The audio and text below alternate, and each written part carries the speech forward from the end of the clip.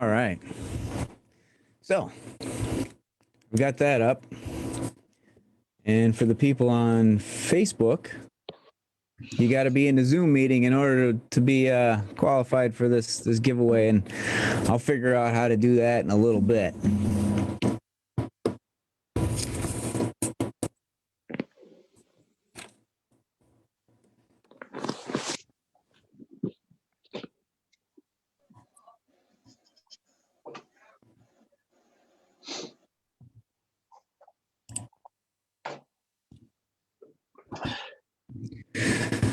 So about me, I've been beekeeping 17 seasons coming up. So I've kept bees for 16 seasons. It took me quite a while to figure out some things.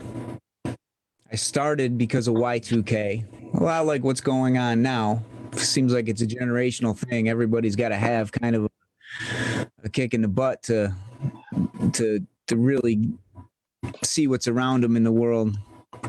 Unfortunately, we're all stuck on our phones and computers now with the Zoom meetings and whatnot. But that's good. We can all get together and do this. So with Y2K, I wanted to be self-sufficient because all them zeros were going to shut down the world. I didn't get bees for a few more years, but that's where the plan came from.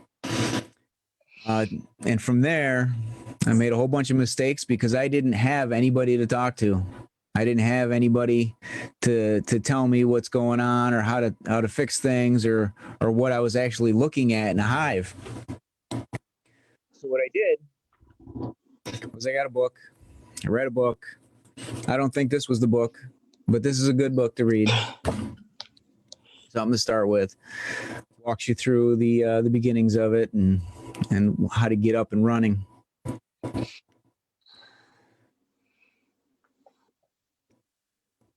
took me 12 years to figure out how to have a smoker lit. That was interesting. And when I figured it out, it was revolutionary. It was amazing. It's so simple. There was other things that distinct turning points in my life. There was one a few years back that my wife and my parents purchased a nice suit for me. An Ultra Breeze. And Ultra Breeze are very nice suits. Probably one of the most expensive out there, which is why they split the cost for my birthday, which is tomorrow. And so I wish I knew which birthday it was. I could tell you exactly how many years ago that was.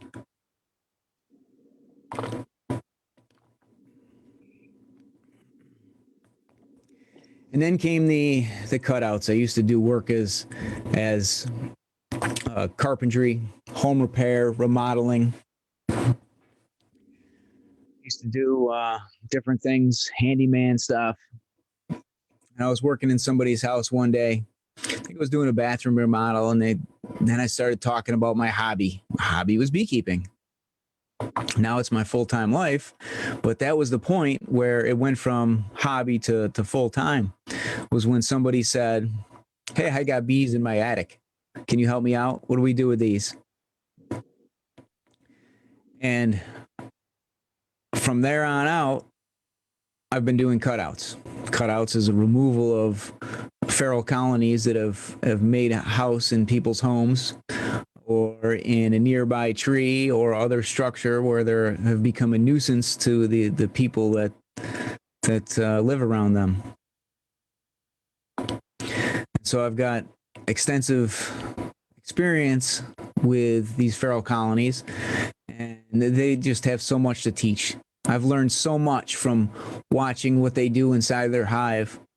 And if you see some of my answers on Facebook, you can think of that and know why that I answer the way I do, is because I see how they live on their own.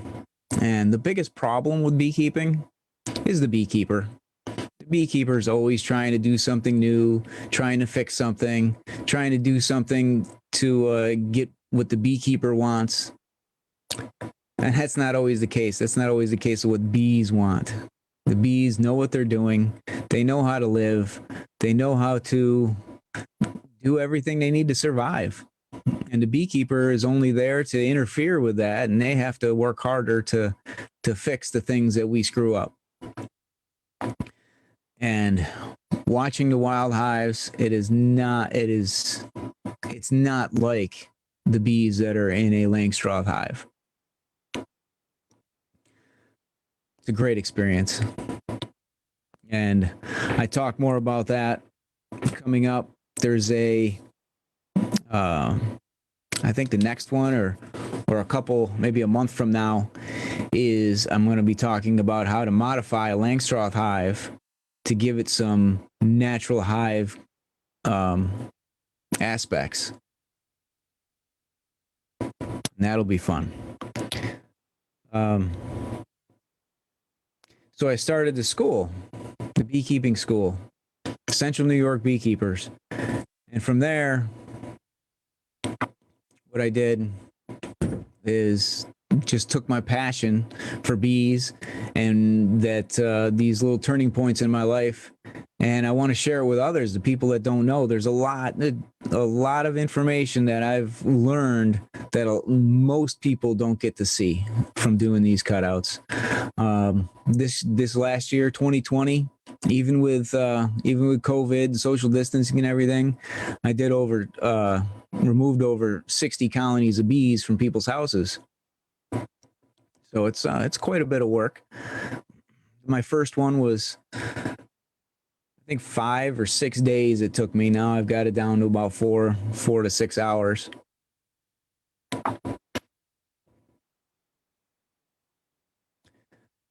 And training beekeepers is the next step in what I've been doing. So that's why I'm doing this Zoom meeting. This is why want to build a school. This is why I have hands-on classes. I've already been having lots of homeschool groups and going to schools and summer camps, working with scouts. It's been great.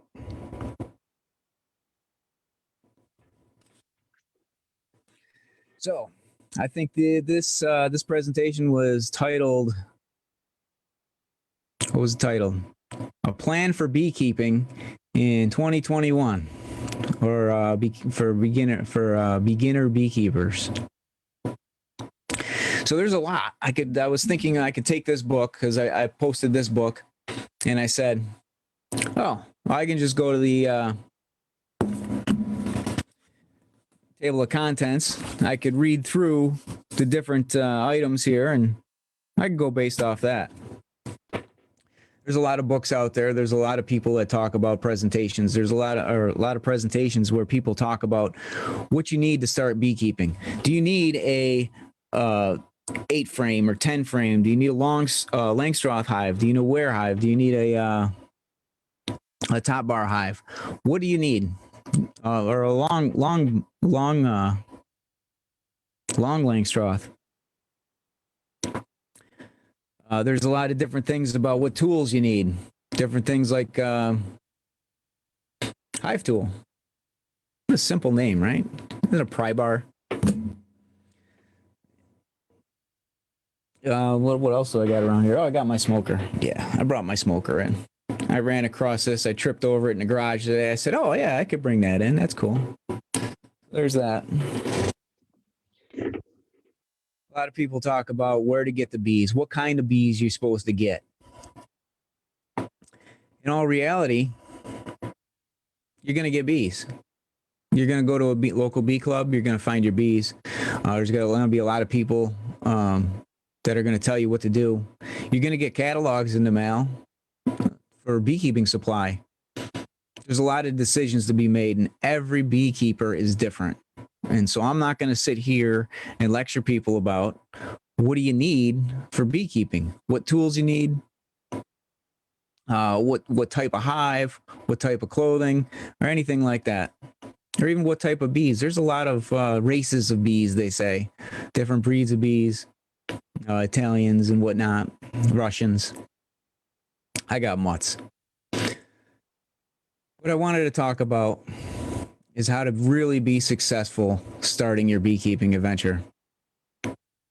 First, before you go out and buy much, you might want to get stung. If you haven't been stung before, that's really important, because if you have a deathly allergic reaction, you're going to call me up and you're going to say, hey, I've got all this beekeeping equipment I can't use.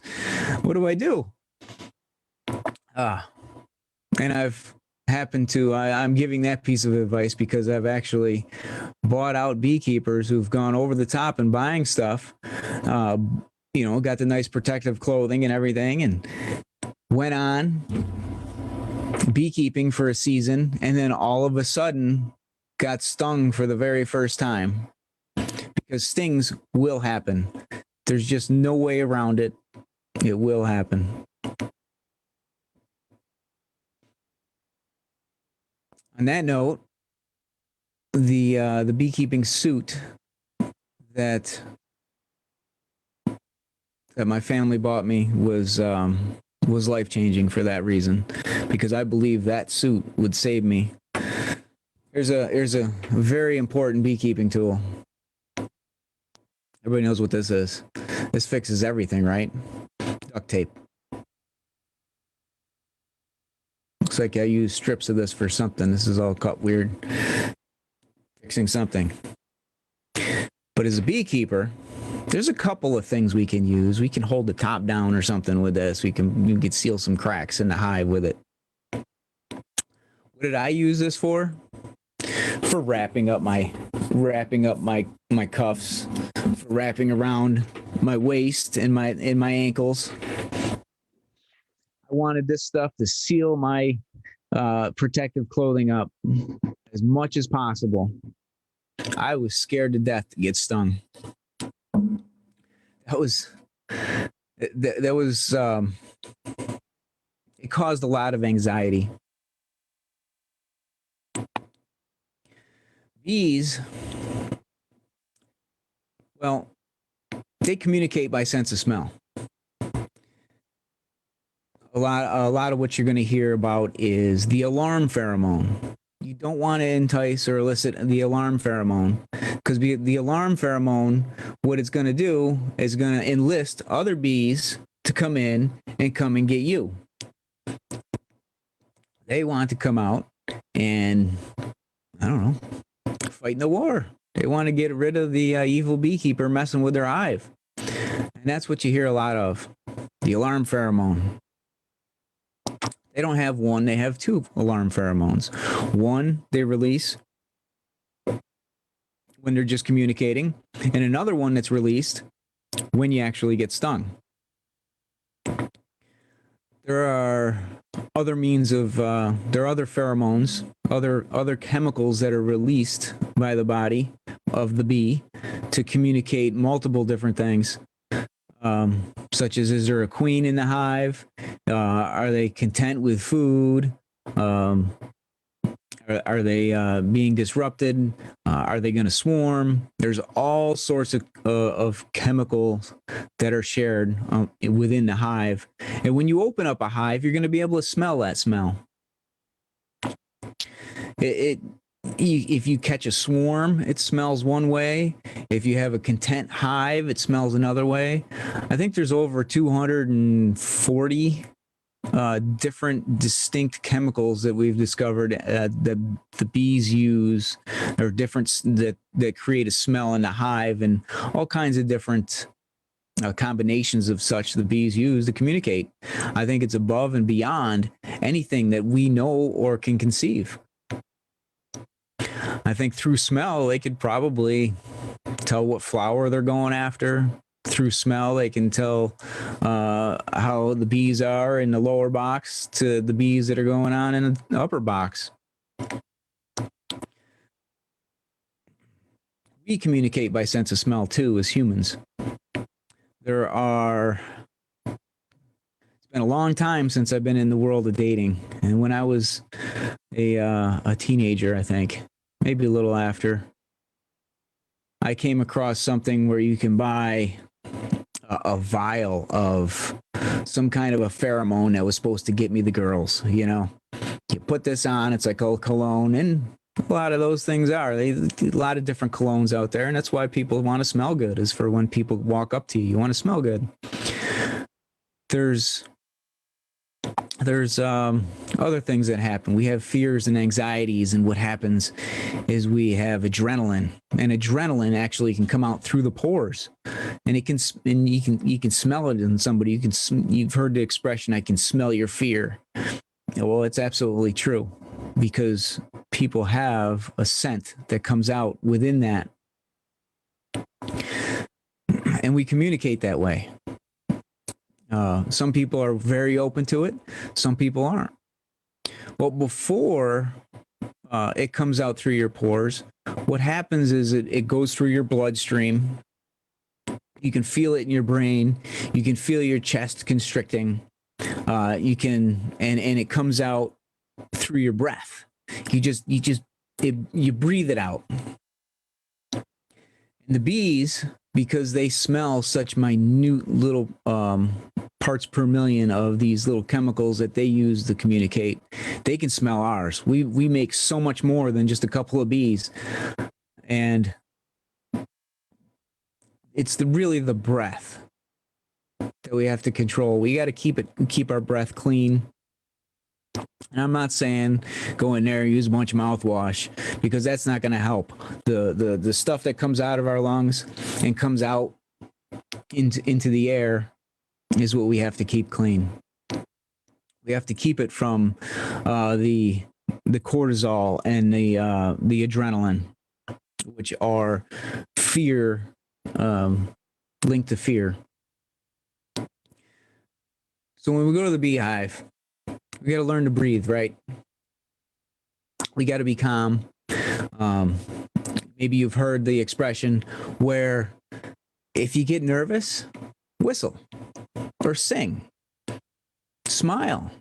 You know, a giggle to yourself is just brings about a better joy within, and calms and excites the brain and the body and everything, and it just puts you in a state that is very important to be around the bees.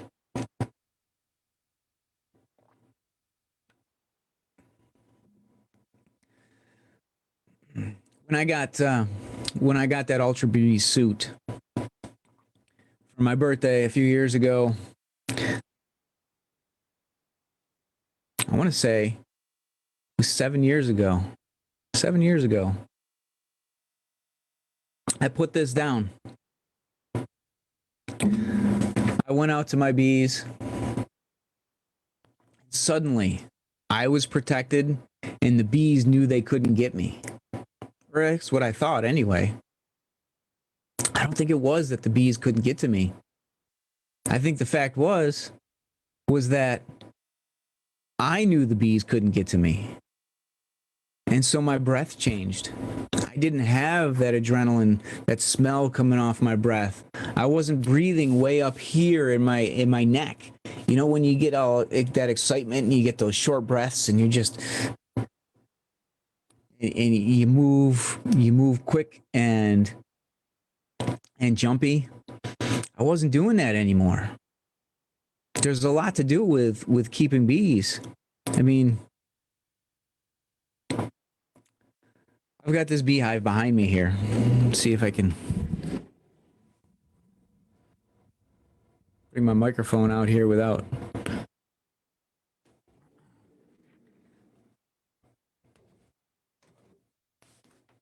So you can all see this. This is the top cover. The inner cover.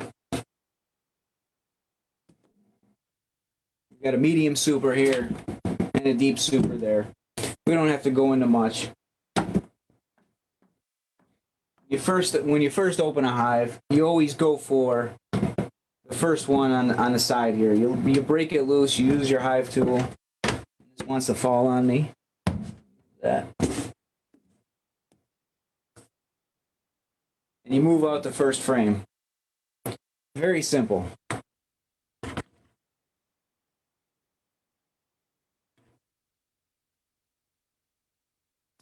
This here, you can see, this is where the this was brood in this section, and this was all honey up in this section.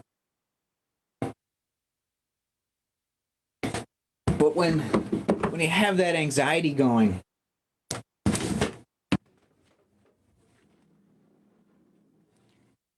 and you're trying to move these things, and bees are flying up and coming out and buzzing around, and all you can hear is the buzz, and think of the sting.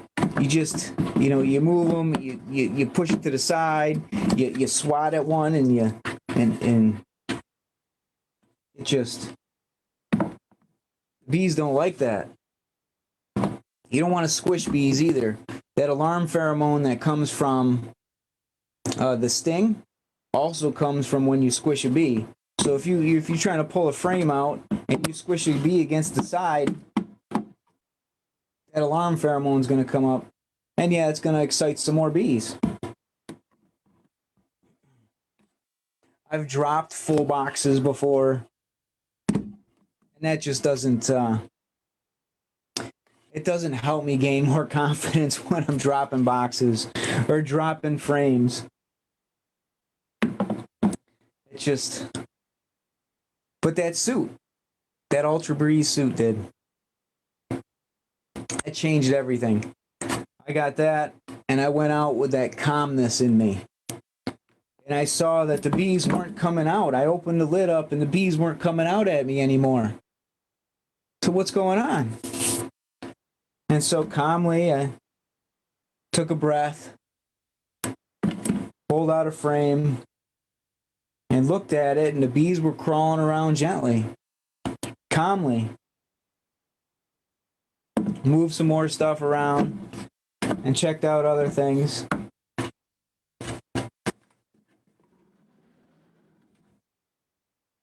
was amazing. It was truly the greatest gift ever. Maybe not ever. I've got kids, so it's pretty awesome. But it was a turning point in my life that is so great, that bees became my, that was when bees started to become my full-time, my life, my job, my passion, more than a hobby.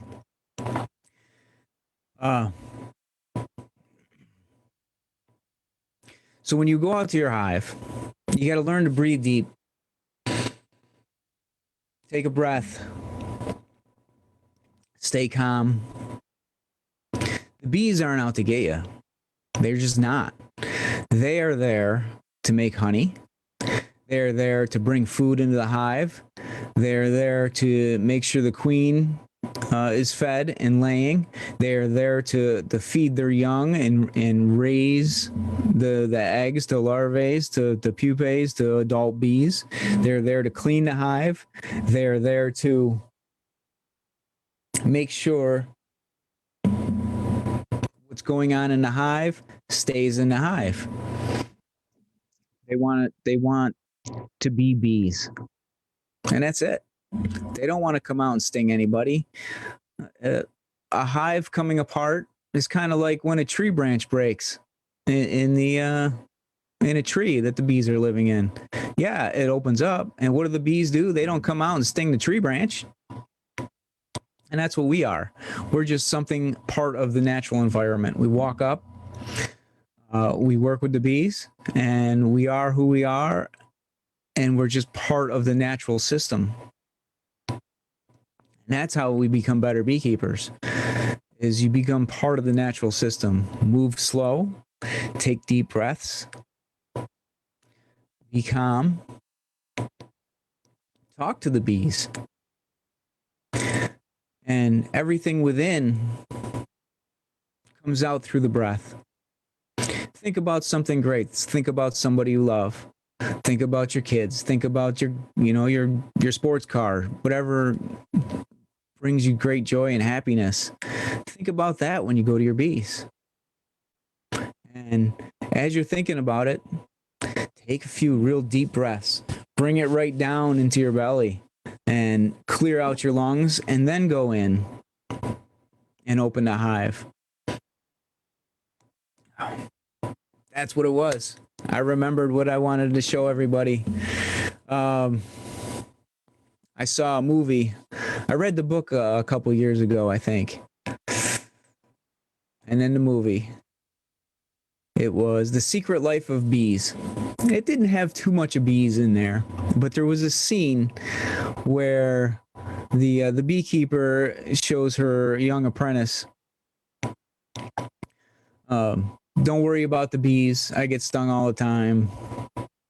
When you go in, be calm, and above all else, send them love. And that's just the most important thing in beekeeping. Go to your bees, send them love.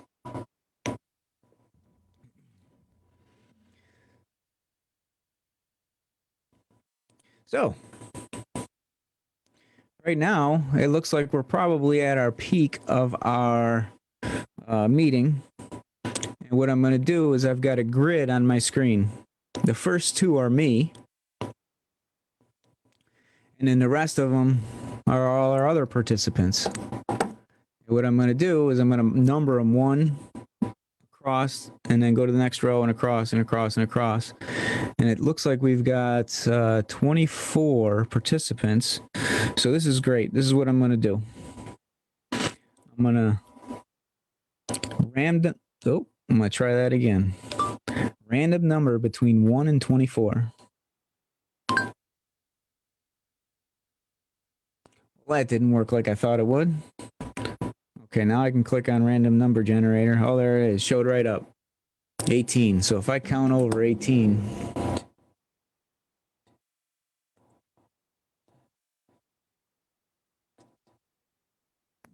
Lee Lindsay is the name on my screen.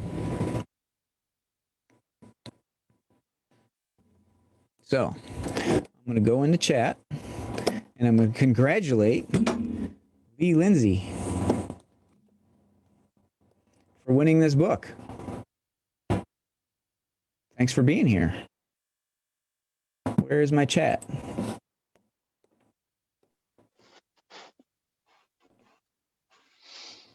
Let's see, private message to Lee Lindsay.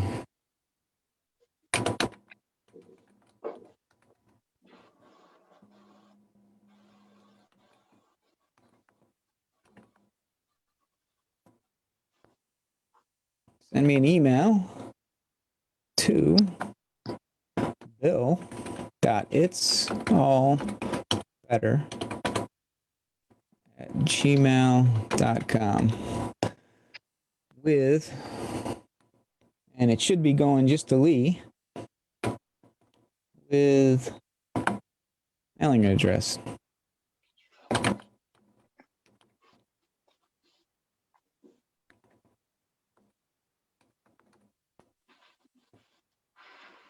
All right.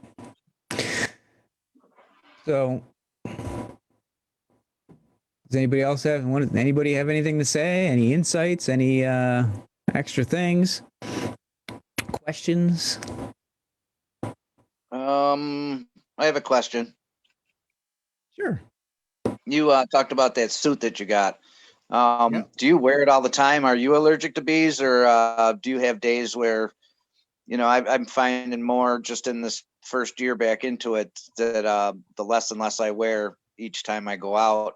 But then I've learned that there are certain days occasionally that a certain hive or the bees are just in a bad mood. But and most of the time, they're decent depending on how you treat them. What's your take on that? Yeah, I'm moody. Right. My kids are moody. The colonies of bees, each colony is its own entity. Each colony has its own personality, and they can be moody. Absolutely. Right. I don't wear that Ultra Breeze suit anymore. That was a full suit. If I'm going after wasps or hornets, I'll probably put it on, depending on the situation. but mostly, actually, I've got one of my jackets here hanging off the back of my chair. This is what I wear now. Just a regular. It's kind of an Ultra Breeze style. It's got the 3-layer mesh with the fencing veil on it. Okay. I don't worry too much about my legs. I wear jeans, and typically, if I can feel the bees crawling, and I can get them off me or walk away before they have a chance to sting through my jeans. And I don't wear those skinny jeans either. I think if I wore skinny jeans, I might have an issue, but I like to be able to move, so I don't wear those. I think I mentioned the last time I was on something with you that I got through the whole spring and summer, and I was purposely letting myself get stung a little bit just to see what was going to happen, and I was okay with that. But then I did extract some honey in the fall, just a little bit, and terrible reaction. My eyes all puffed out real bad, and That's right. my hands and my fingers fingers and bumps between my fingers, and that was just, so I thought maybe it was something in the honey or handling the honey pollen, whatever, that certain, just doing the extraction of the honey. Well, then that's what we thought. Maybe pollen reaction. Right. Then after that occasion, there was just another time or two that I went out and just did some hive inspections, not wearing gloves, and same thing. So I don't know if it's what I'm getting on my hands and I'm touching my face. But it kind of bums me out a little bit because you mentioned, somebody getting into beekeeping, buying all this equipment, and then you buy it off them because they find out they're allergic to bees. I'm not allergic to the stings, but I'm allergic. Apparently, we're going to see what happens, to something. And I don't know if I have to find out if it grew on me as the season went, because I didn't have any trouble handling frames, hives, anything with no gloves on through the whole season until the time that I extracted honey, and past that, I'm starting to have a reaction almost every time. So I got to see what's going on, figure that out. Try it out. Try an allergy pill.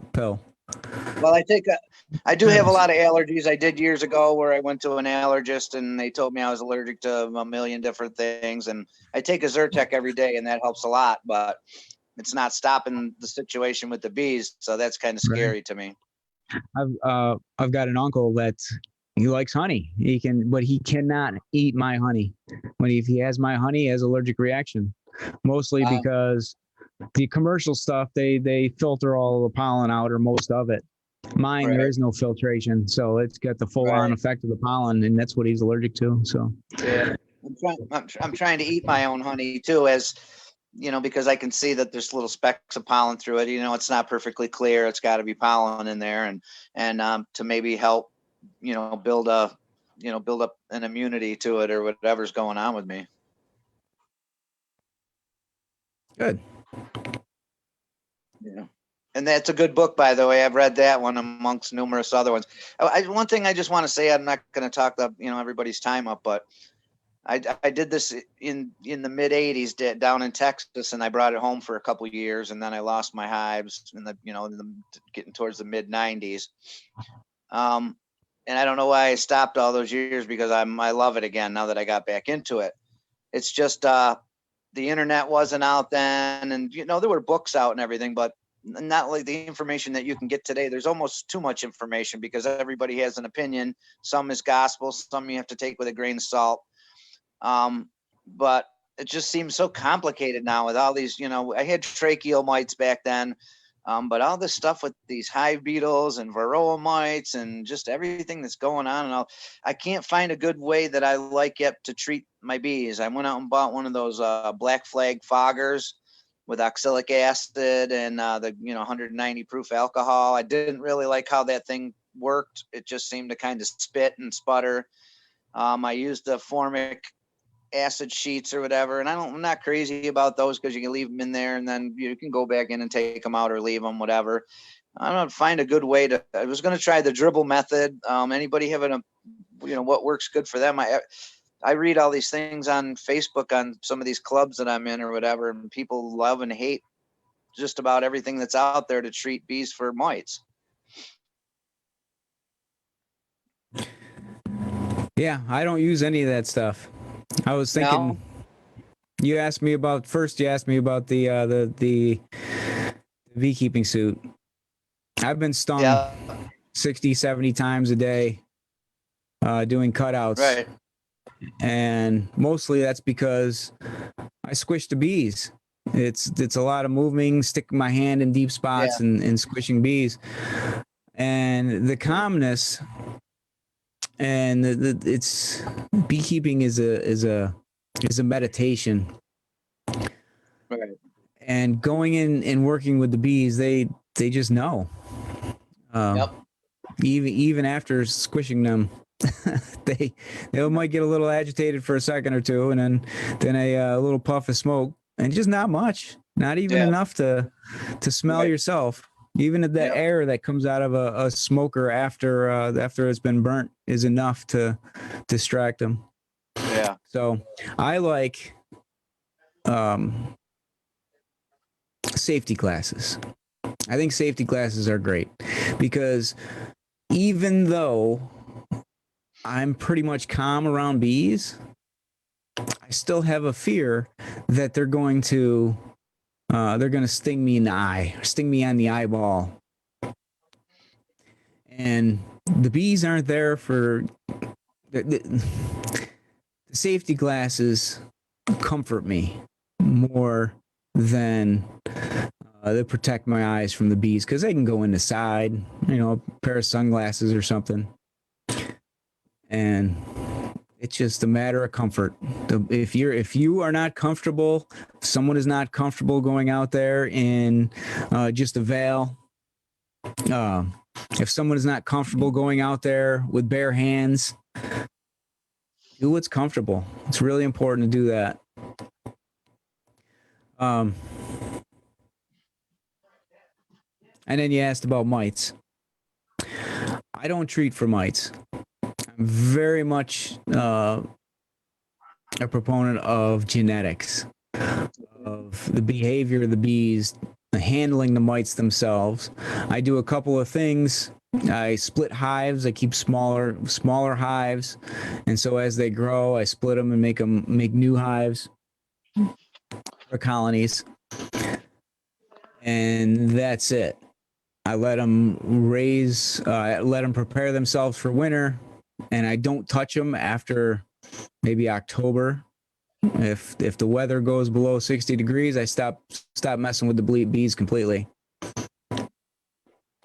And letting them take care of the stuff themselves. Like I said, the beekeeper is the biggest problem, and I want to stay out of their way. I think it's really important to stay out of the bees' way and let them handle things the way they need to. Swarming can happen in the fall, and I figure if the bees think they can swarm and build a new colony, well, I let them do it and let them alone to do it. And so at that time of the year, there's plenty of stuff out there for them to load up on and get prepared for and recognize what they have in the colony. Like I said, all the communication that goes on in a hive is beyond what any of us even know, and I'm sure there's a lot we're gonna learn, but we'll never figure it out. Right. Like I was gonna say, I started out buying 2 hives, and then I bought a third, and then I caught a swarm, and I assumed it wasn't mine because it was such a big swarm that it didn't come from my hives. I'd been in my hives enough to know that I would be missing those bees. But then as I talk to people, they say, you never know. It probably was your bees because the swarm was right in the tree above my hives. I thought maybe it's other bees came and swarmed to my area because my bees were there. But whatever the case, that was like a June. I don't know, but I ended up catching 3 swarms, and the last one was kind of small, and that was like pushing late July. And I heard that wasn't a very good time, for swarms to survive. But I do have that, that I got that swarm built up in a hive, and put it to bed for winter with hopefully, good odds of surviving. It grew pretty decent before the weather got bad, so we'll see what happens. Good. Let's hope so. Anybody else got anything? Bill, this is Stu Buchanan. Just on the treatment, it seems like for those of us that might only have 2 or 3 or 4 hives, it's a lot riskier to not treat, because, and I don't know what your experience was when you first started out, if that was your strategy, but it seems like it's easier to do when you've got a lot of hives, because you can afford to lose a couple and get rid of, maybe some bad genetics. But when you're only a little hobby backyard beekeeper, that's, you could lose everybody. Yeah, you're right. And that has happened to me. I've never treated for mites. I've never added any type of chemicals or even organic chemicals to the hive. It's just something I've never done. And as you were talking about that, I've learned. I recalled another turning point in my beekeeping career. I was buying more bees almost every single year, and I kept saying, "Well, I've got 2 hives, I've got 4 hives, I've got 8 hives." I said, and maybe 10, If I've got 10 hives, it's easy to manage, and I should be able to split them in the spring, and it would be self-sustaining. I should be able to do it that way.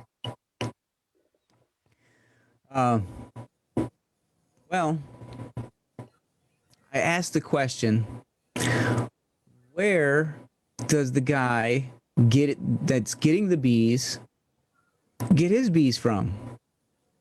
Because I just assumed, hey, we buy bees and he buys bees, he sells me the bees. And once I figured out, I said, wait a minute, they got to be coming from someplace. That's when I learned to split. That's when I learned to be more self-sustaining. And a lot of the times, you lose a lot of bees.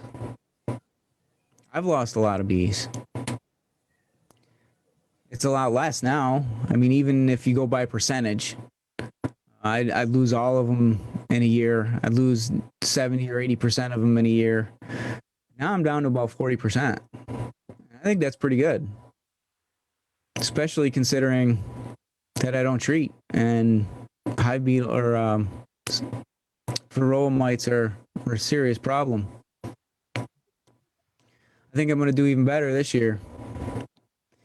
But yeah, if you want to follow the instructions to take care of the mites, it's always important to know what's in there, what's going on, and it's always important to help the bees if you can. And I mean, they are a creature. They are an entity. They are, I don't know if they're self-aware or however that works, whatever makes you conscious. But like commercial beekeepers, they don't want to lose a single hive because it costs them revenue. You don't have to lose a single hive if you do it right. Go ahead and treat. If that's what works for you and that's what makes you comfortable, absolutely go for it. I'm not going to be completely against it. It's just what I do, and I expect other people to do what they want to do too. See Dave with his hand up kind of over there. Yeah, I'm really on the fence about treating. Every time I've treated, I've lost a queen, and in the process of now combining that queenless hive with another hive, I seem to lose another queen. So at this point, I'm almost going to give up treating. I know it's like, I built up last summer to 6 hives, and now I'm down to 3. 2 of those were, you know, the basically the result of treating. The third one, I'm not sure what happened to the third one this year, but the year before, I built up, my first year, I built up from 1 to 3 hives. I treated, lost a queen, combined 2 of the hives, and unbeknownst to me, by March, that hive was dead because it was queenless. So, you know, I'm really on the fence about treating this coming year. And I'd like to really, find out, what you do if you're not treating, what else are you doing? What else am I doing? That was it. I split when they get too big. Okay. That was it. And then I'll requeen. I raise queens, craft queens, and I'll select the hives with the best behaviors and try to get them going. And hopefully the daughter queens will have the same colonies, have the same children that have the same desirable traits as the mother queen does. So I do that too. When do you split? When there's enough bees in a hive to do it. So there's a lot of people say, oh, you got to do it in April or May or June or whenever you do it, or do it during a nectar flow or whenever. No. No, I'm curious here because it seems to me the better time to split and cause a brood break would be around probably about the 1st of August, because that's when your varroa mites are starting to get away with themselves, and the brood break would really help there. Yeah, it could. I've tried that. It doesn't seem to make a difference for me. I've done it for the last 2 years. Like specifically tried to take hives and do a brood break at that moment. And that August 1st date you mentioned. And it doesn't seem to make a difference. It's, if you're going to get rid of the mites, if you're going to help the bees take care of them, the bees have to have them taken care of or be dealing with them before they get out of control. Because if you do a split, you're just, you have a percentage of mites with these bees. You're just going to take them from over here and put them over here. So now you've got, let's say you've got 10% mites. Well, now you have 2 hives with 10% mites. Doesn't make much of a difference. Even with the brood break, they're still there. I mean, you might lose a few of them, but it doesn't work as well as you want it to. It's the same thing with pulling your own brood. It just doesn't work as well as you'd like to. There's a question I got anonymously in chat here. Brand new. Got a flow hive for Christmas. Congratulations. That's awesome.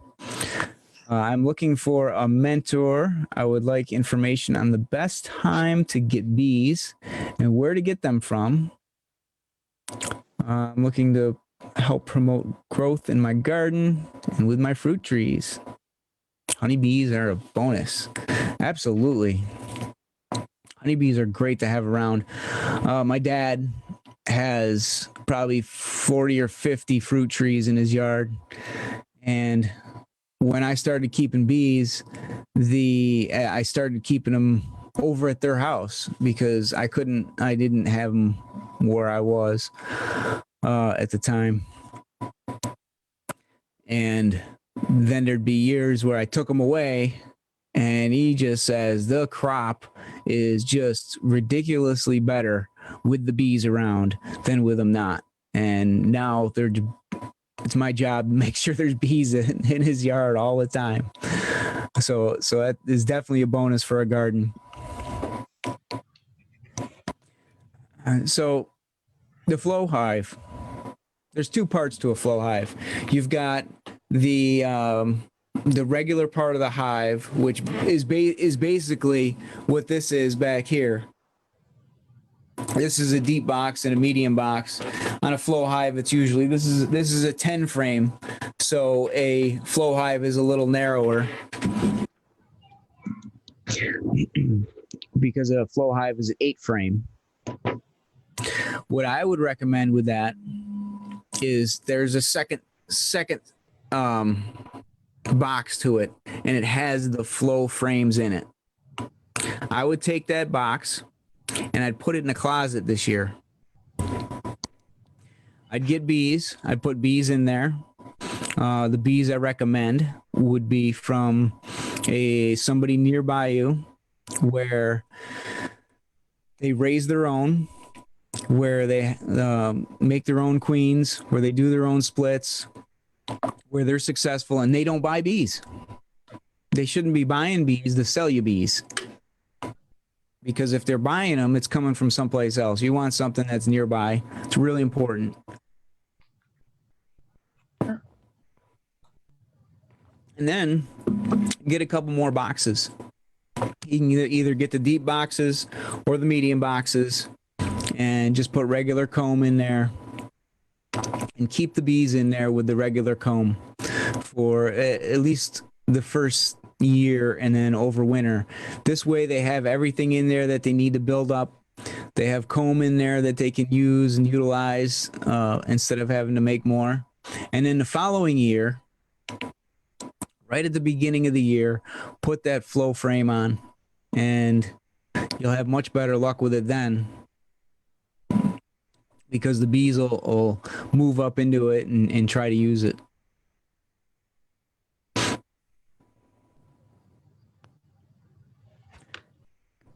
Canastota. Oh, that's right around the corner. You should come out to the, I think I just put it up. I think it was May 29th. May 29th, I'm having a live in-person demo, free. Come check out some hives. Get your up close and personal look with bees. Do that one thing that I always tell people. It took me 12 years to learn: light a smoker. I like to share that. This is how you light a smoker. Do that first. This is how you use a smoker, and then I do a demonstration on actually how to interact with the bees, which is more than just a breath. It's how to open a hive and how to not disrupt them in such a way that it screws up their whole micro environment that they have going on and within the hive. So that's I think May 29th, last Saturday in May.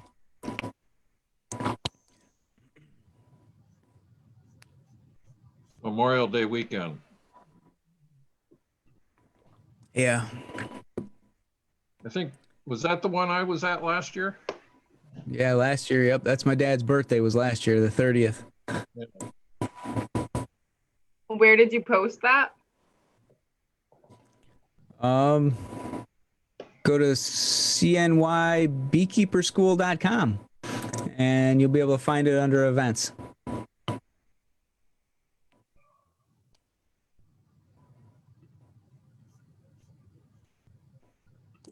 How many nukes, there's more questions in the chat here.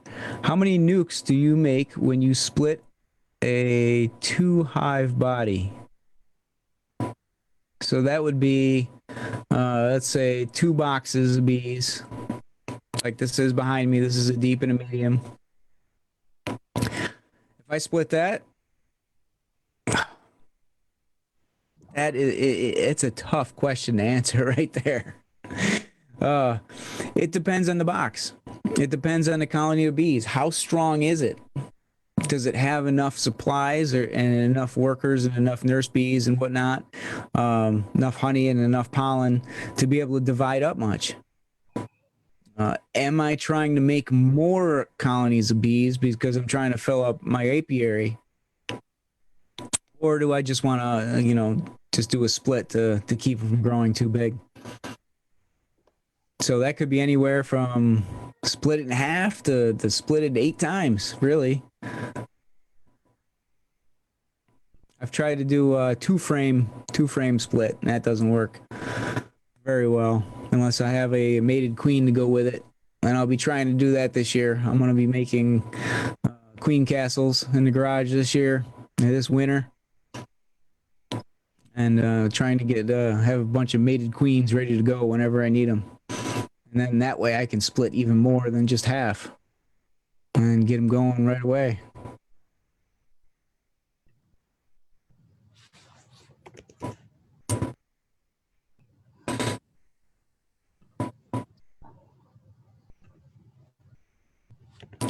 So I've got this live streamed over there, and it says we got 8 viewers over there, but there are no comments. Let me see if I can get it over there, see if there's anybody.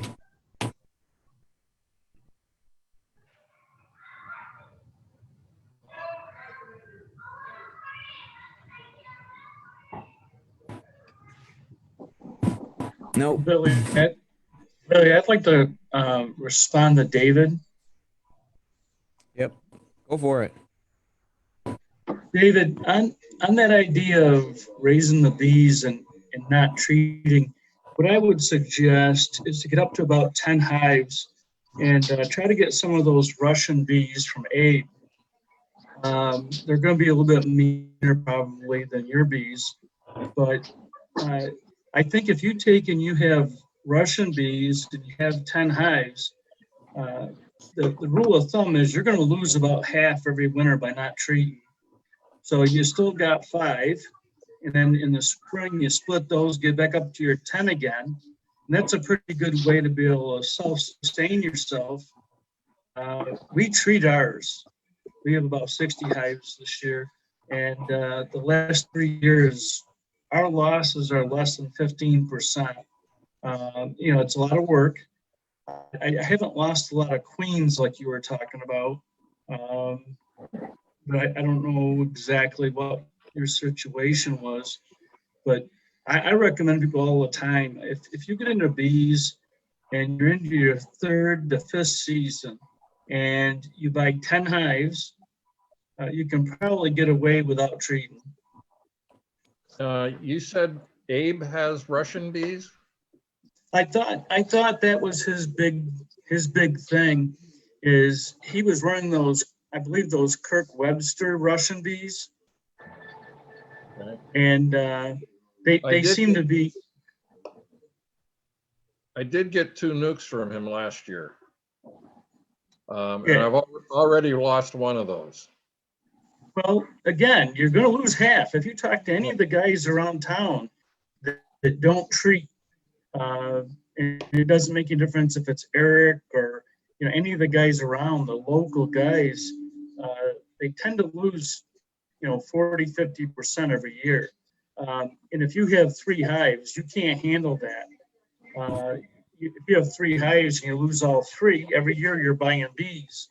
Yeah. But if you can get up about 10 hives, some people say the magic number is 7, but I think if you get up to 10 hives, if you lose half, then you can rebuild again. Well, I'll just have to get some more hives. I mean, Abe, yeah. I mean, when I only live 5 miles from Abe, and he has bees all over this area. I mean, like the guy that lives across the street from me, Abe keeps hives over there. So I'm right in the middle of Abe's I area. believe he studied off of Kirk Webster, and Kirk raises Russians, and he does not treat, hasn't treated in some 25 years. And when Abe I could named his business Resilient, it was off of the idea of that type of a bee and that type of a raisin bees. Yeah. I could understand that, because Abe, being Amish, he's not going to spend anything more than he has to.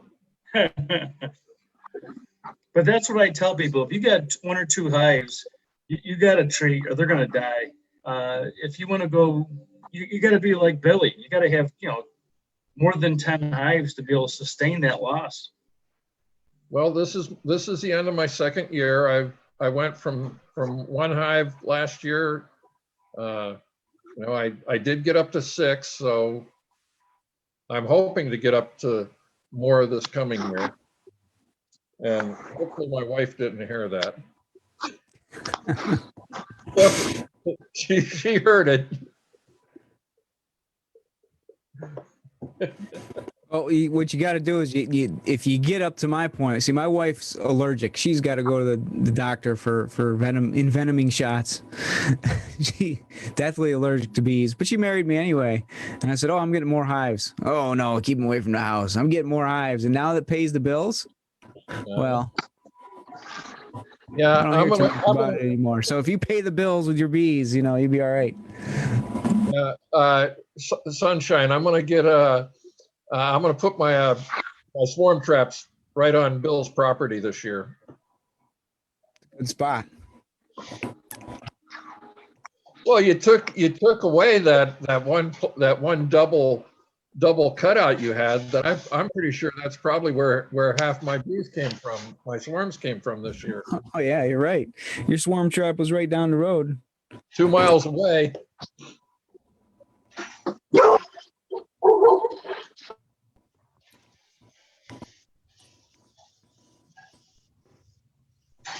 So now I've got Facebook up on my phone here, and I don't see comments coming in there or questions, but if anybody's listening out there in Facebook land, I'll see your comments now, and I'll ask, and I'll try to answer Bill. my questions or what have you. Hey, so I got a question. So this will be my first season, and I was wondering what recommendation I guess you have for what kind of hive I should get or where I should even start, because I got no idea on what to really where to begin with all of this, I suppose. Well, you look like you can handle a 10 frame deep, which can get up to about 90 pounds when it's full. Okay. I would go with a Langstroth hive, a regular 10 frame box, because most stuff fits with the Langstroth box. Or if you want to get out of it and you want to get rid of it, it's just such a common item that you'll find whatever you need to go with it. There's a lot of accessories that you can buy with it. If you buy bees as a nucleus colony, which I recommend, the nucleus colony producers all use Langstroth. And you can take the frames right out of your nuke and you can put them right into your box. And so I recommend that style to start with. Okay. All right. Cool.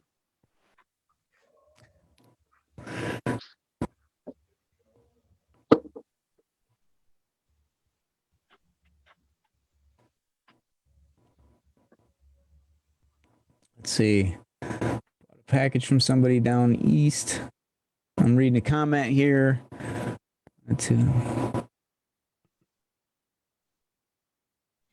Also wanted to capture feral bees. That's the idea of the swarm trap. Dave asked about, or mentioned he's going to put swarm traps in my yard, or they're down the street from me. Well, that's because I've got a bunch of hives and I've got a bunch of kids, and I don't know. I'm not always on top of keeping swarming from happening, and so the swarms happen, and my bees will get up and go, which is okay because that's a healthy colony. I don't like them to swarm, so when I do graft, I choose hives that don't swarm because some are more inclined to swarm than others. But getting a swarm box out there probably in early May, so it's out there and available for bees to find, because they've got to be able to find it. Chances are, if you get maybe 4 or 5 of them out, that 1 or 2 might be occupied by bees eventually.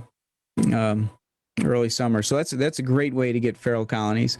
Another one is to do what I do and do cutouts. if anybody ever wants to buy the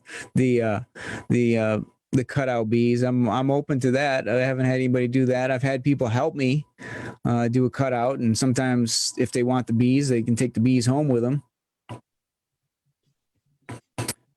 What I want to write down. I want to do a presentation on swarm boxes.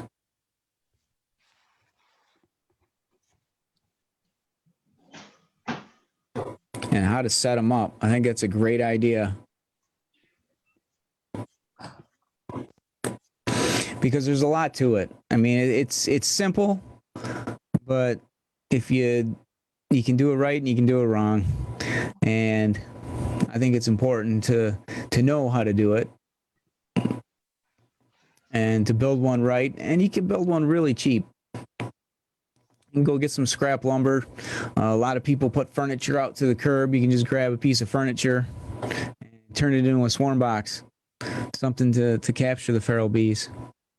So you can do it for free, really. You get free bees.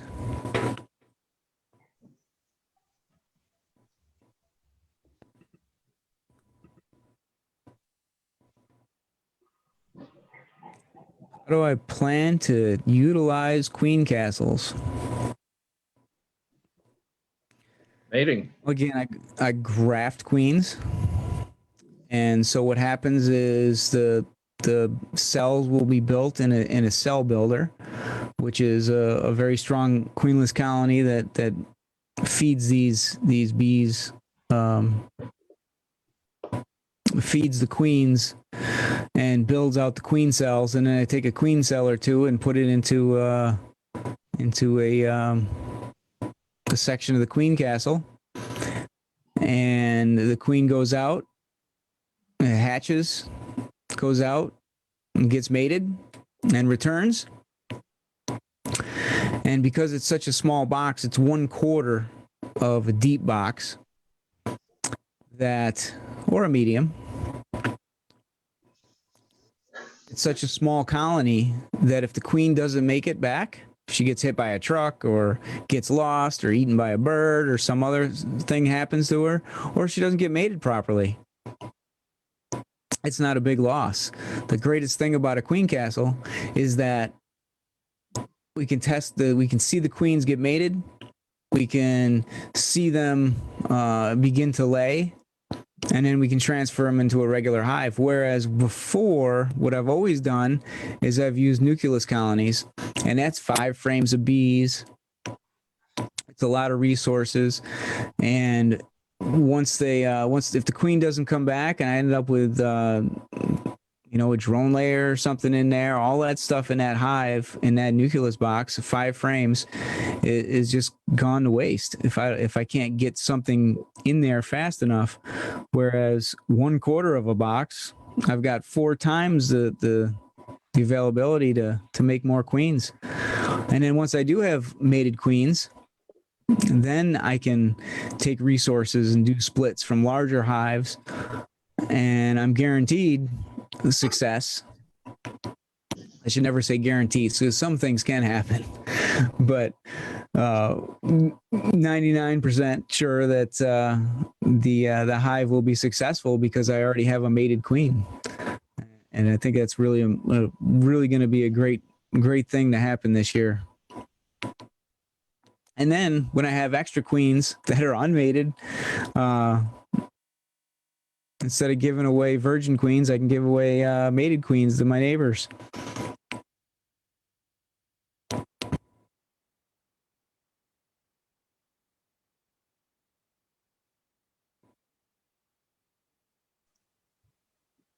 I guess I'll have to park my travel trailer in your apiary. That way I'll be considered your neighbor.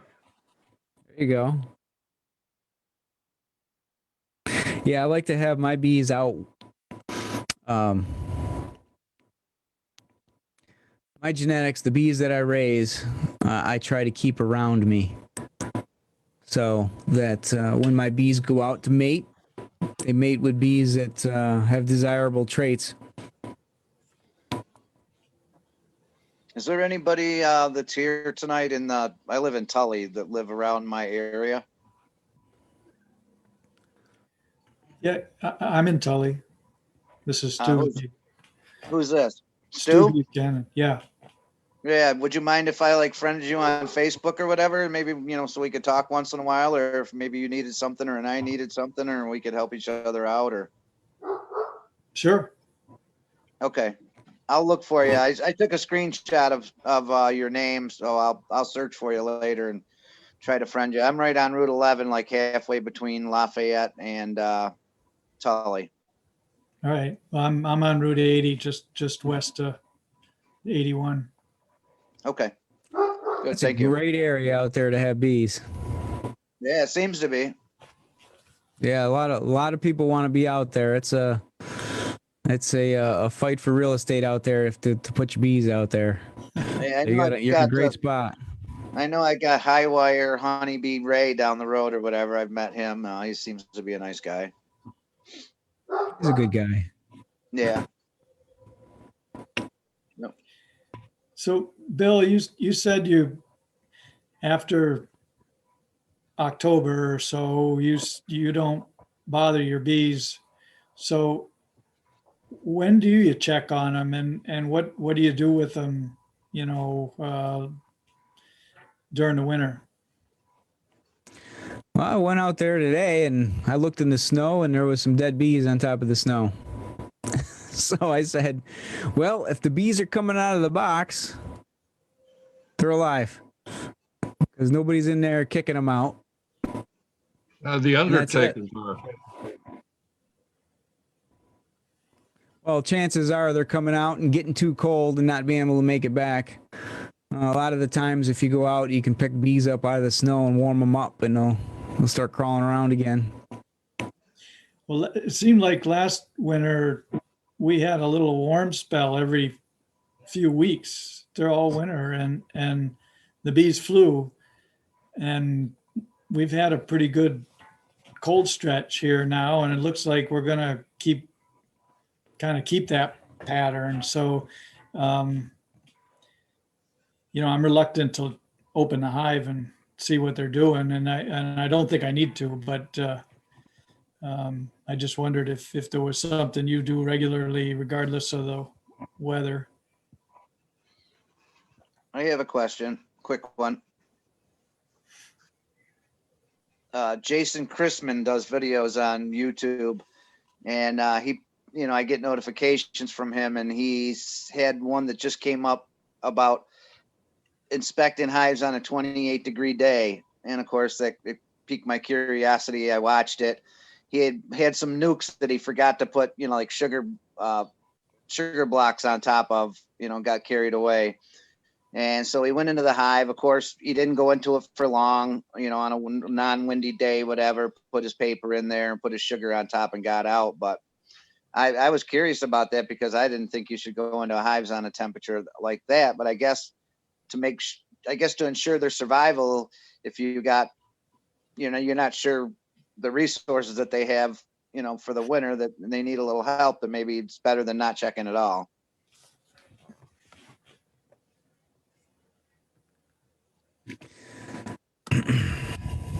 I don't like to open the hives. Part of what the bees do is they bring in propolis, which is tree resins and very sticky stuff that they seal all the cracks with. And once it's in the hive, they call it propolis. It's kind of like some people call it bee glue. When you open a hive, you crack the lid on it, and that sound is breaking the seal that the bees have made. I don't like to do that in the winter. They do it for a reason. They want to be able to regulate the airflow in there, and to open up cracks and crevices, I think is a negative effect on a hive. Now again, if they're short on food and you know it, it's probably important to go in there and put some sugar on top, so they don't starve. You have a better chance. If you know they're going to starve, they're going to die anyway, go ahead and open it up and take that chance. Also, a lot of people wrap their hives in the winter. And all the videos that I've seen where people are opening hives in the cold, they usually have it open with tar paper, or they have it wrapped with tar paper. And what that does is it blocks the wind from going through that crack that you just made. So if you're going to open it, you can use the duct tape. You can seal that back up. A lot of times, I don't know how painter's tape works in the cold and weather, but I use a lot of painter's tape to seal hives when I'm doing cutouts and things. But I think it's important to keep that seal proper. And in the cold, they say the bees don't die from the cold. They can take the cold. Bees die from starvation. The bees die from moisture. Bees die from viruses and mites. So part of that opening the hive changes their airflow in there and how the moisture is controlled within the hive. So just I'd recommend, if you open it up, seal it back up the best you can. Right. And- I agree. And a lot of other people, though, they open them and don't care. And, maybe the bees don't die. And that's all right, too. I mean, that's great. It's great that they don't die. Right. And for me, it's like everybody has a preference on how they like to do things. Like, you don't like to treat. And I really didn't want to either. I thought, oh, these acids, these chemicals, the last thing I want to put in there. But then, I'm weighing the odds out of what's best for my bees. I don't know, but I'm trying to help them go into winter, or just, in life in general, without having those mites all over them. I figured I'll try to treat. I just haven't found a method that I like the best yet.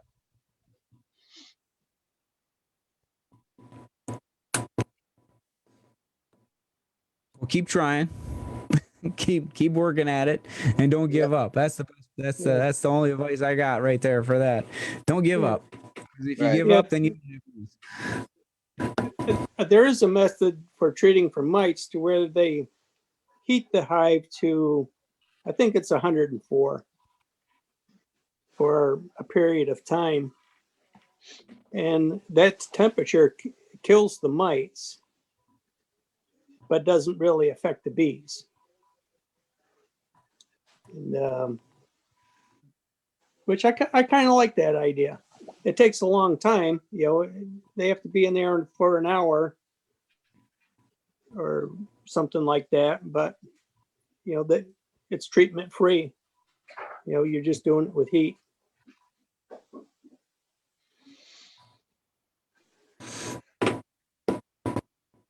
Yeah, that's definitely a process for a hobby beekeeper, where they've only got a few hives, because it is very time consuming to use that device. But it works, and it's been proven to work, and I like it. I got a question here about feral bees, adapting them to boxes. It's easy to do if you catch a swarm and just drop them into a hive. They'll adapt to a box.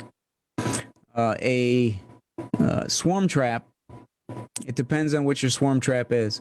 Sometimes people put things in there or don't put frames in there. My swarm traps, I like to put frames in there. I put a frame of brood in there, or a frame of old brood comb, so it has a scent that draws the bees in.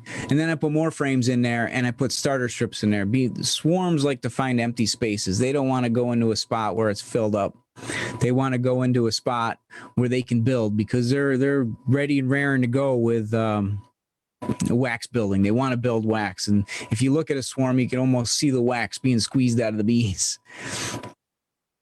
So they want someplace to build. So in my swarm traps, I put in frames with just a starter strip going across.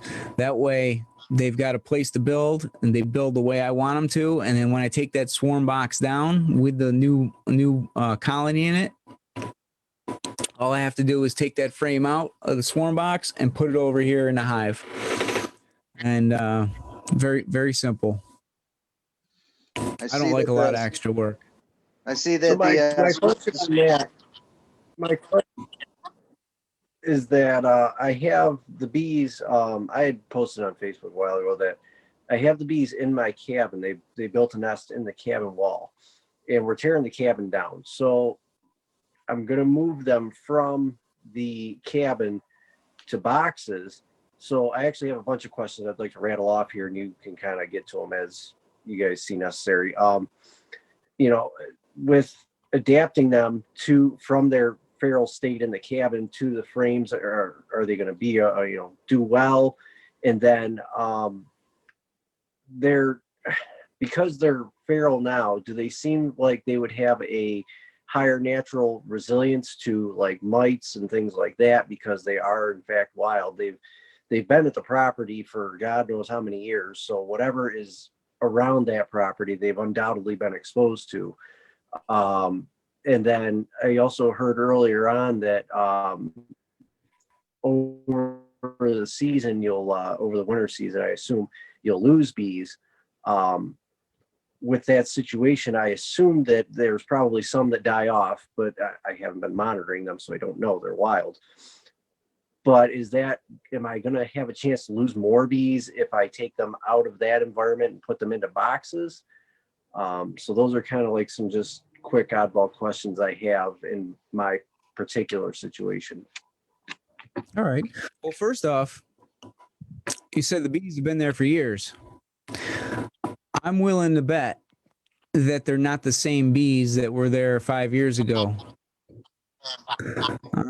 I'm betting that a possibility that the bees died either from a swarming or a requeening event that was unsuccessful, or even mites or hive beetles or other things that have come in there and taken over at a weak point, and then new bees come in and rebuild. Looking at wild colonies, it's almost looking at the opening up a feral hive. It's almost like looking at the rings on the stump of a tree. You can count the years that the tree has been there. You can count the years that the hive and the number of times that new colonies have moved in.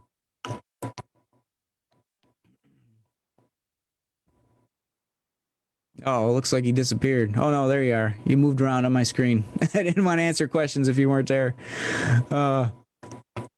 Moving a hive from a wall to a box is a very delicate and time-consuming process. I take the bees out and the comb. I try to keep the bees on the comb, and I cut the comb out to fit into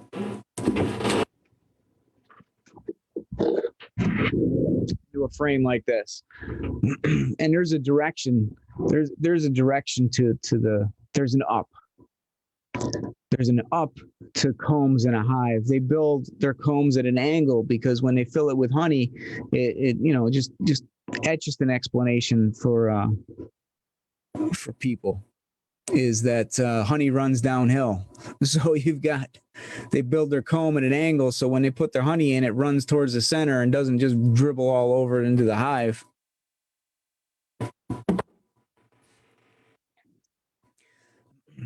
So taking comb out of a wall, you have to select the comb specifically that has the things in it that you want to have in it, and you have to rebuild the hive in a fashion that the bees would want to have it. You can't put brood over here and then honey and then more brood. You got to have the brood together in the center. It's a spherical process that the bees use to build a colony. It starts with brood in the center, pollen, and then honey on the outside. And you got to reassemble it in that fashion. If you don't, the bees won't stay there. They'll end up just absconding the new hive. So if you put it together right, they'll stay there. You get the queen in there, they'll stay there. You mentioned you got to tear the building down. I don't know when that is, but if you can take the time and take the colony out and put it into a box, you don't have to suck up the bees. Like when I do an extraction, I use a bee vac and I draw the bees off with a vacuum. It's a special vacuum, so it doesn't hurt the bees. It doesn't go into the vacuum bag and I dump it out later. It's a special vac that draws bees on the comb. You have the luxury to open the wall up, put the bees into a box, get the queen over there, and then just leave the box right there, and the bees can migrate over naturally, which would be great, and you'll have more success, more of a take on a new hive, on a new box. I hope that answers some of That's your what I would questions. like to do, is just let them naturally do their thing. You said you're Yeah, way out. That's You're I almost would to just prefer them Pennsylvania. to move on their own. Yeah, you're almost Right, yeah, to that Pennsylvania. property's in Sherman, New York. Yep. Yeah, that's way out there for me. Yep. Yeah. Although, boy, I was talking to a guy the other day about it. I think it was on one of your posts. I think he's in Buffalo, Probably. though. But that Buffalo's a lot closer than Syracuse. Yes, So. yeah, it is. See, for us, it's a vacation property, and the building was just neglected for a while because nobody just had time to go out there. And then we kind of discovered all this as we had went back down there, and I had no idea they were even there until we finally started spending some time there. And the building's in terrible shape, so it's got to come down. But if I can just let them naturally move from the building to a box, I mean, that would be the most optimal way to do it. I'm not in any hurry to tear the building down. It's not like it's something I need to do tomorrow. I'll get to it when I get to it. Yeah, that'll be great, though. I mean, you open it up and take some combs out and put it into a box, and they'll move over. As long as you get the queen, they'll move right over. Because they will follow the queen, and if you don't, they'll make a new queen in the box if you get some young larvae in there, and then you'll have 2 colonies of bees. Let's see. There's more All right, questions. yeah, I'll have to look into that more. And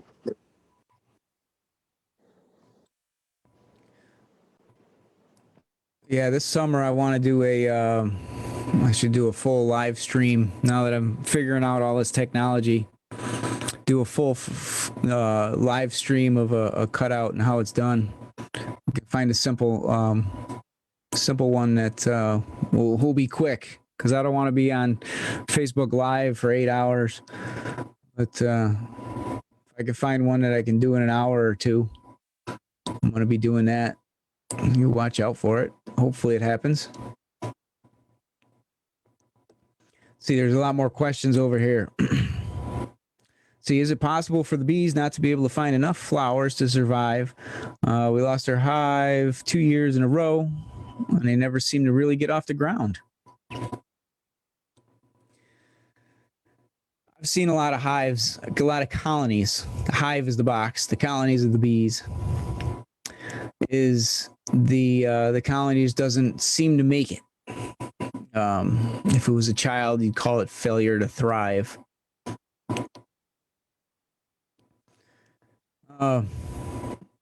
Sometimes it's the queen. The queen hasn't been mated properly. The queen,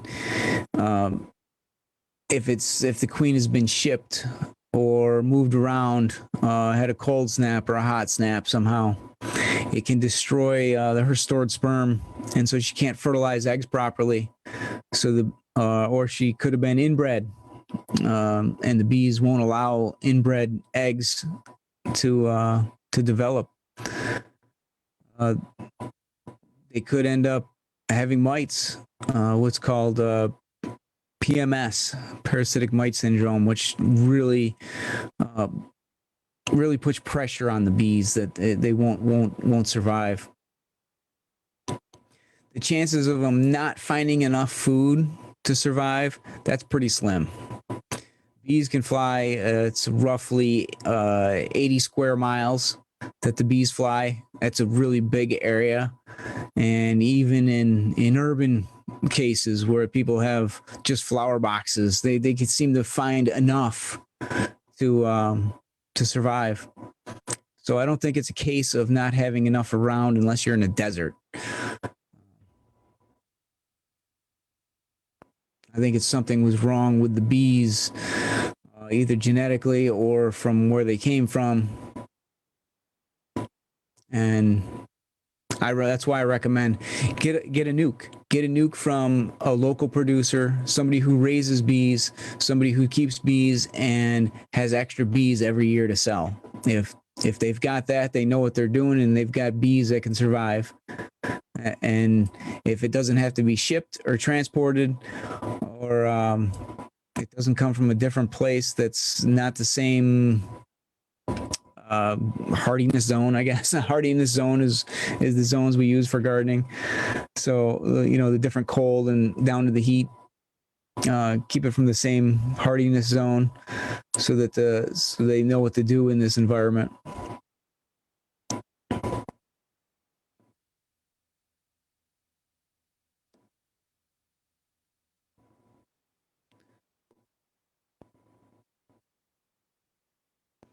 I mean, they could have. I've seen a few more comments here that I guess they could have swarmed.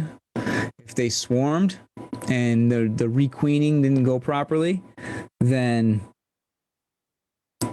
they're going to be behind. If they've swarmed a couple of times and they've requeened successfully, they're going to be way behind because the workforce is a lot lower. But if they die by fall, the whole hive dies in fall. It's either a failed requeening event, or they've had mites.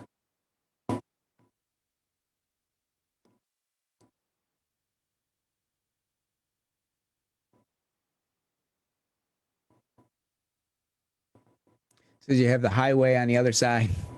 Yeah, maybe the queen went out and got hit by a truck. You never know. Weird things happen.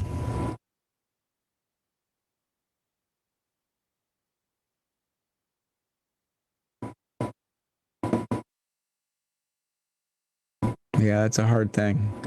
Hard thing to get them and just and feel it. It feels like a failure. It feels very personal, but it's not.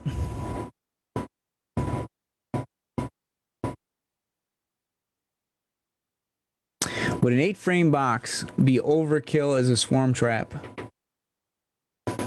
No. I use a 10-frame. I actually use 10-frame, a 5-frame double deep. So it's a single box where I can drop a 10-frame in the bottom and another, or a frame in the bottom and another frame on top.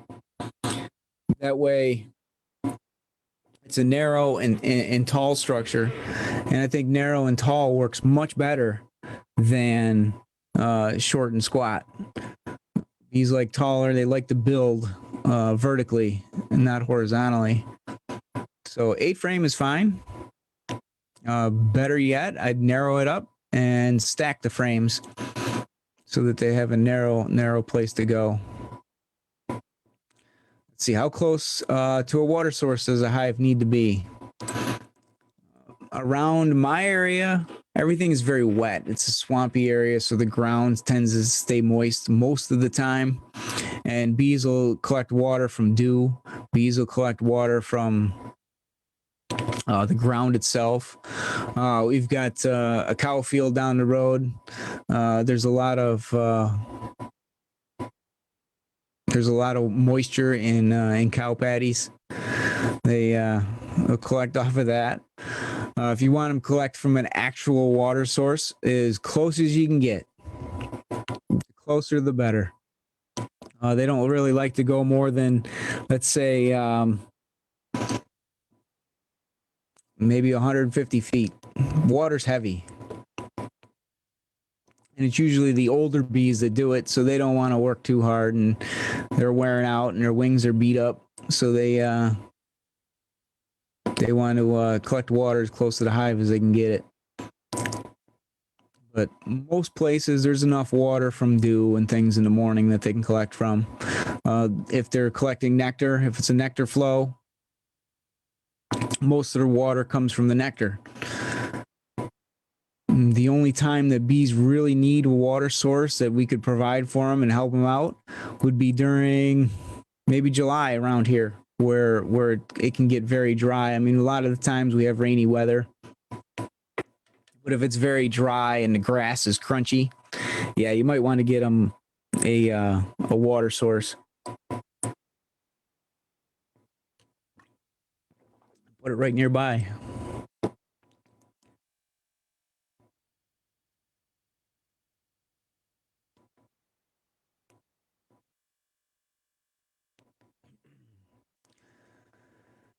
Let's see. Aaron says, I have a place I believe will be best for them, but it still worries me. How can the wind affect them? Oh, I didn't read the first sentence. My property is extremely windy. Yeah, a windbreak is important. I've seen people put up a fence, just one section. You go to Home Depot or Lowe's or whatever, and just get one section of fence that's 6 foot wide, 8 foot wide, and just put it right behind the hives, and that's enough. Just enough to break that wind effect.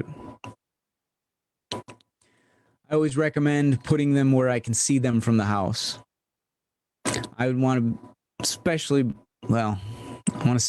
my first year, but every year I want to look out my window and see my bees. I want to see what they're doing. If I don't want to go outside, and I just keep I keep those little binoculars by the window. They're always leaned up in the windowsill that I can pull them out and peek on the bees.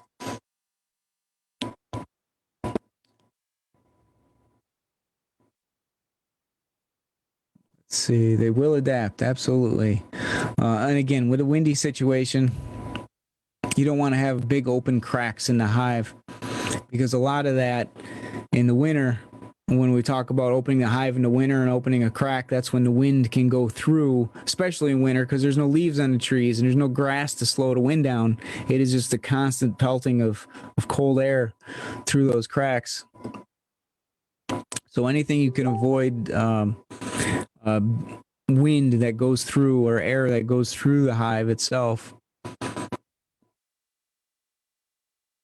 You can change the front entrance on the hive. A lot of the front entrances are, I don't think you can, oh yeah, well, you can almost see that right down there, that full right across the front of that hive is, what is that? 3/4 inches tall and almost 15.5 inches wide. That's a full big opening. What you can do is, this bottom board actually has a, see if I can lift it up.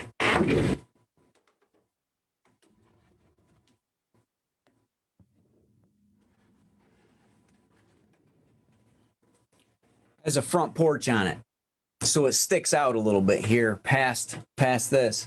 Now, if I put a board right on top of this, right across, it's going to create a little channel out here.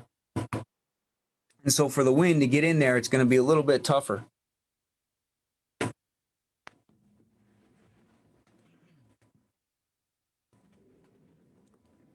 So anything that you can do to just kind of diminish that the wind. The bees will ventilate it themselves. They know what they're doing and how to make it happen best.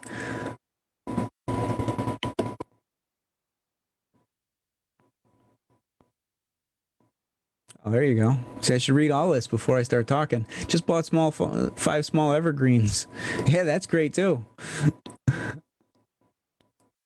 That's even better than a fence, because the wind will get caught in the branches. When would you order a nuke? As soon as you can. Sooner you order it, because a lot of the nuke producers, if it's a good year, let's say a nuke producer says, I'm going to sell 100 nukes. I'm ready and prepared, and I think with what I have, I'm going to sell 100 nukes. A nuke producer doesn't like to go over the number of nukes they can produce, so they're conservative with that number. So in a good year, they might produce 120, 150, who knows? So they'll have extra later on. So the chances are you might find somebody with extra nukes come June. But if it's a bad year and it's farming, and we get years of all types, and sometimes they're great, sometimes they're not, sometimes they're just what we want them to be. And so get on somebody's list immediately. If you want to be guaranteed to have bees, find a nuke producer near you as quickly as possible. And I think you said you were in Chenango, Casanova, Canastota, something out that way. One of them C words out there. You saw Sunshine Honeybees. He's closer to you than I am.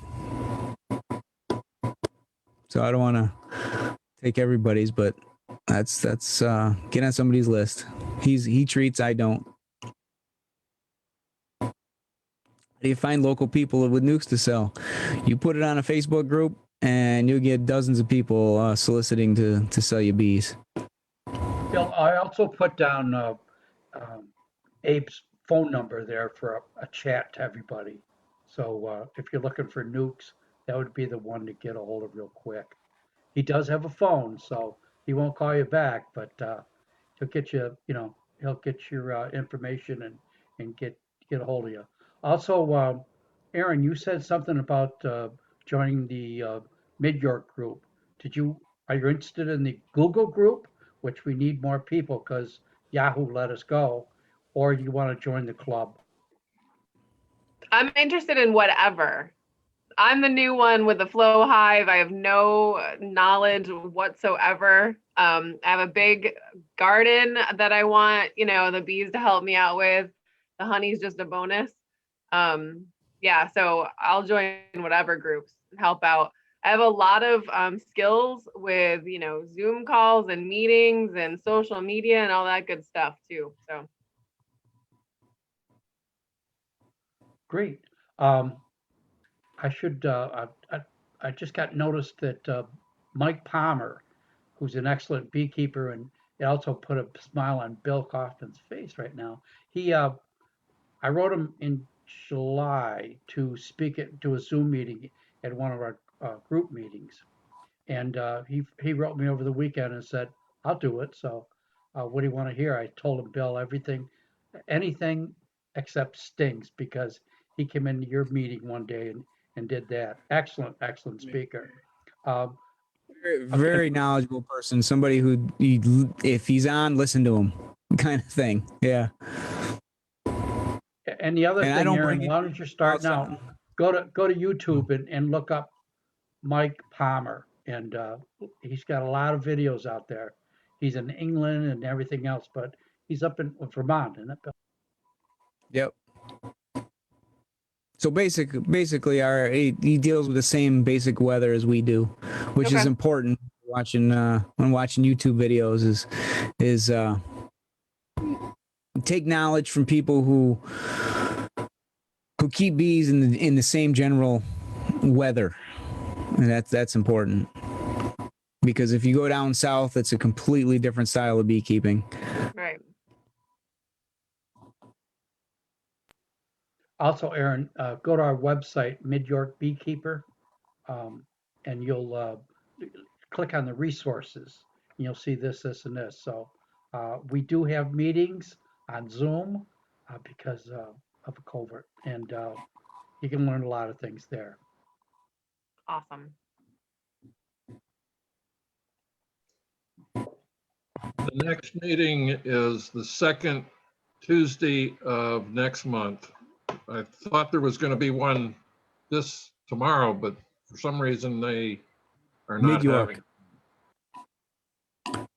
The Mid-York one. The Mid-York. Yep. Yeah, Mid-York is the second Tuesday, and second Tuesday, but not in November and not in January. Correct. Did you get the recent email on Google Mail? I did. Recent one, it's like about every other month now. Is it? I don't Yeah. know. John, you're vice president. You got I all the sent power. Google Mail. Cards. You pull all the strings.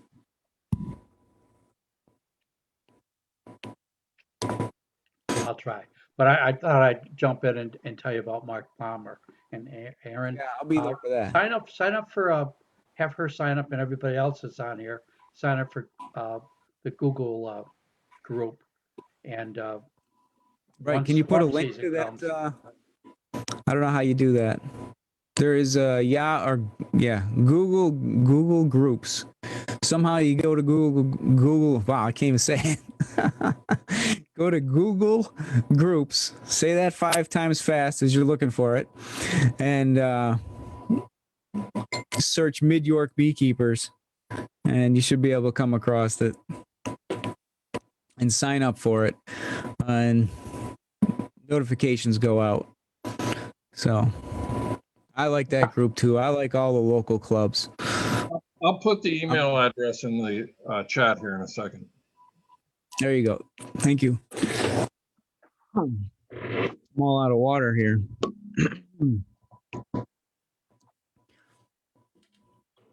Drop.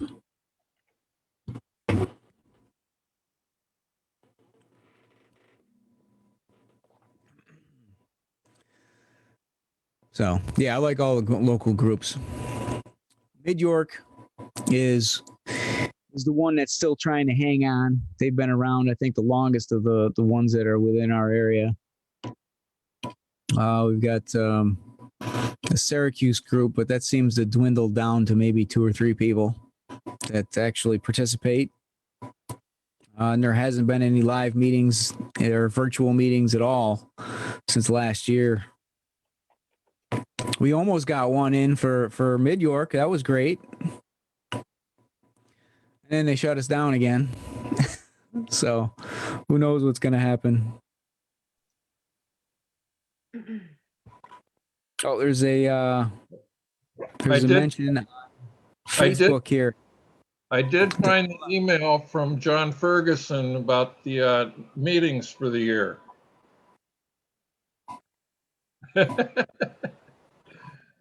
February 9th, April 13th, June 8th, August 10th, picnic, October 12th, and December 14th. That's the Mid York meeting schedule for the year. Well, it's a lot easier than mine. I do it twice a month. And then I'm going to have live stuff. Hopefully everybody can meet live when May comes around, because after May, I'm going to have that the free intro course.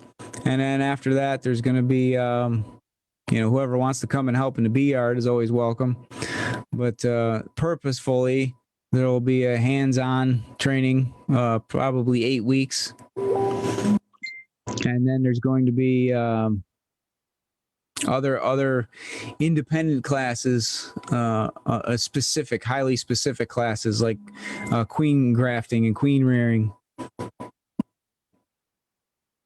There's going to be a splitting class. There's going to be how to build hive class. There's going to be all kinds of different stuff that I'm going to be pretty busy with. So on top of building a school. So we'll see how that all folds and goes together. I think when you do the right thing and you're on the right path, time is made accordingly.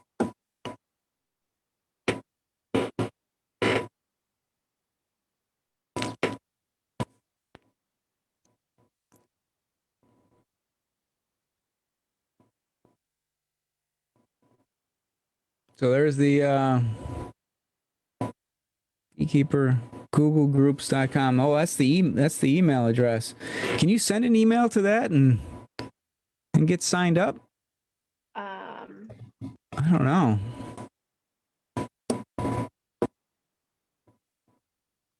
I found it, and there's directions. It looks like there's a video to help show you how to join. So I'll do that after this. There you go. Is that the video you made, Bill? Probably. That was when I was first trying to figure out all my stuff I'm doing here with the green screen in the back, and there's a lot more. Like last time I had the pictures up and things, so I'm still working and figuring out all this technology. When I get it all figured out, I won't have to use it anymore, probably. Exactly. Yeah, I created the group, and then they took my rights away from me.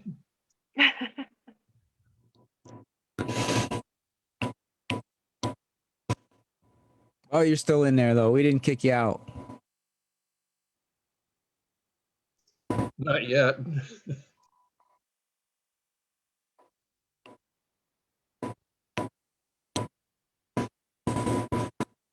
So anybody got anything else? It's usually I'm on till 9.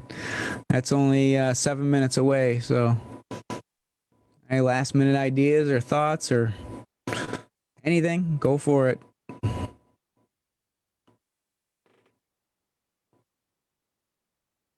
Oh, that's what I was going to say earlier. Somebody put on Facebook, Small Farms Through Cornell has an intro to beekeeping class starting tomorrow. And then I can't copy and paste from there up to there, but they put if you find the live Facebook feed, and Dave, you're watching. It says right there, you're watching it. It says David Lewis is watching. Can you do it? There you go. He disappeared. It's there's a link to it, so you'd have to find the live Facebook feed on the group, on the CNY Beekeepers group, Facebook group, and you'll be able to get that link that somebody put up. Thank you, Don, for putting that up.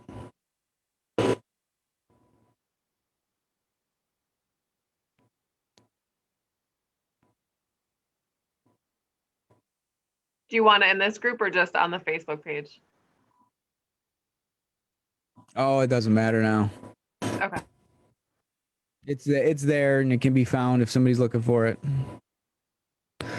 I'm curious though. Small Farms Through Cornell has an intro to beekeeping class starting tomorrow. I think I want to check it out. See what they're offering. I always like to see what other people offer. I know Mid York offers, and who knows if that's going to happen this year, because they offered a beginning and an advanced usually, and they did the beginning class, and I think the advanced was canceled last year, right, John? Yeah, the advanced was canceled just because the advanced was like March 15th or somewhere around there, and COVID shut everything down about 2 days before. The night before they canceled the class. Yeah. They wouldn't let us in the building, Dave. I'm all out of water, so I think I'll have a bite of honey to soothe my throat here from talking. So John, are you thinking about trying to do it, via Zoom or something this year? Or wait till everybody can get together? We haven't determined yet, so it's, we were surprised that Cornell's got a class, but also the class has been, if they do have a live class, they've a limit. We get 60 people in there and have a good time. They limit it down to less than 20. Oh, I think I looked at the Cornell. The Cornell class is like $159 or something like that. Up to $300. It depends on it's based on your income and the amount of people in your household. Ours was $30 and we gave away a hive with bees. I like that so much better. Yeah, it's anywhere from $199 to $299 depending on your income. Yeah. I took the class last year because because of COVID, they offered it free online. And it was a good class. I would recommend it to anybody. Yeah. I need to get through the beginner's guide for dummies. Then I'll move on to that. Go to the library and get that book on Idiot's Guide that somebody won, the starter book there, and that's real good. The other thing you want to do is get together with a beekeeper and one, get stung before you buy all the equipment and figure out if you really want to do this. Oh, I've been stung plenty of times. It's fine. Doesn't bother me. I'm good. I'm not allergic. I'm not a panicker. I'm all good. Still hurts. It hurts every time. I've been stung tens of thousands of times probably, and every time it sucks. But it's worth it in the end. It really is.